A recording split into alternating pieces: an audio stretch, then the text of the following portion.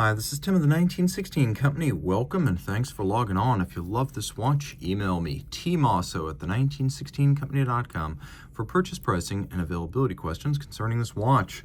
Today we are discussing a model that was originally launched in 2018, but as you see it here without rubber bumpers, FP Journe says fabrication started in 2020. So we are looking at the rubberless FP Journe Chronographe Monopoussoir Rattrapante, a timepiece with a mono-pusher split-second mechanism. You see, that's not the reset trigger right there.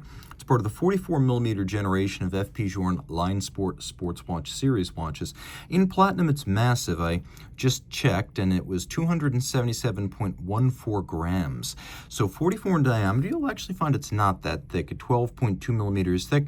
And if we measure the first end link to its opposite number on the other side, total distance across the wrist is 53.3.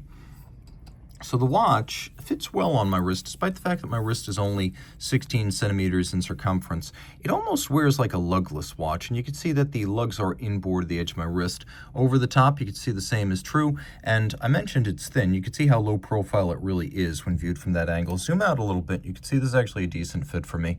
So if your wrist is 16 centimeters circumference and up, this is for you. All right, I liked the rubber bumpers, but the public has spoken, and Journe stopped including them. Now, they'd been part of the Line Sports series since the first examples in 2011, and with the arrival of the 44mm series, I was under the impression that they continued from roughly 2011 to 2019, halfway through the year. According to Journe, the rubber bumpers were still available at some point in 2020, so I'm just sharing what's out there. Taking a look, you can see it does change the aesthetic of the watch. Normally we would have rubber here, we'd have rubber sheathed crowns, we would have rubber on the edge of the links. Instead here we have high polish. The Media Blast, the chiseling, is an interesting look and one that gives the watch a very distinctive aesthetic. It's also a nice muted sort of soft look in the light. It glows rather than explodes. As you will appreciate, there are removable links that are fixed by screws. We've got a double deployment clasp here, which is friction fit. You can see the use of spring-loaded ceramic pin snaps to maintain the snappy tolerances, and that on the other side too, because the material can never wear down the pin snap itself, so you don't have to worry about this becoming loose over time.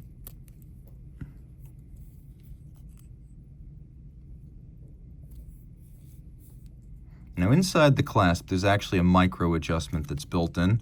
And this isn't often acknowledged, but there is actually a micro adjustment built into these clasps. So if you want a small amount of adjustability that doesn't involve actually using tools or going to your watchmaker, there is a small degree of adjustment in here that can be used for that purpose.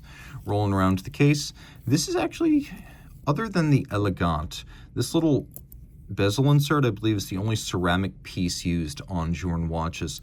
We have the famed double-dimpled knurl crown with no branding, but there's plenty of branding on the dial. You know who invented and made it. The printing is attractive, and you can see the typeface is distinctively different and recognizably Journe. We have these numerals, which are media blasted applique in white gold, and then this blue mauve dial is actually a disc of sterling silver. We have a media blasted frame that encloses the two sub-registers for running seconds and instantaneous jumping chronograph minutes. We have a clou de Paris at center.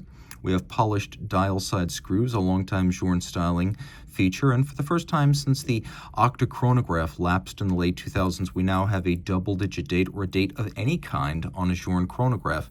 Now there is a quick-set mechanism for that date, so you can rapidly adjust it. The one feature the watch does not have is hacking seconds.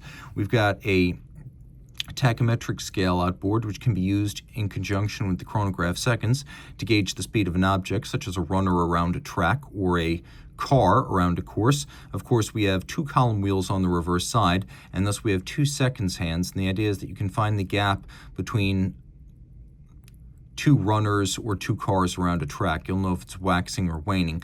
Of course, because it's a mono pusher, if you stop the operation altogether, you do then have to reset and then restart. Column wheel feels excellent, though. I'll give you full credit, FP Journe. It is a pleasure to operate this. And I'll also mention something else. The use of an oscillating pinion lateral clutch means there's almost no extraneous motion when you start the chronograph. Even though it is a type of lateral clutch, it is not actually as loose as a conventional lateral clutch and that there's no play. The seconds hand doesn't jump or stagger or leap forward unwanted. Now on the back, you can see this movement, with the exception of the chronograph components, is solid gold. Bridges and plates, 18 karat gold, 29 joules, 3 hertz beat rate, free sprung balance of enormous mass and inertia for fine timekeeping and durability. You can see the 2 column wheels that operate the mechanism. And then you can see the oscillating pinion clutch just below the center wheel, plus the pincers that seize the seconds hand. And all of this is quite large. I mean, it is a very big movement. It's caliber 15-18, and so it has a diameter of 33.6 millimeters.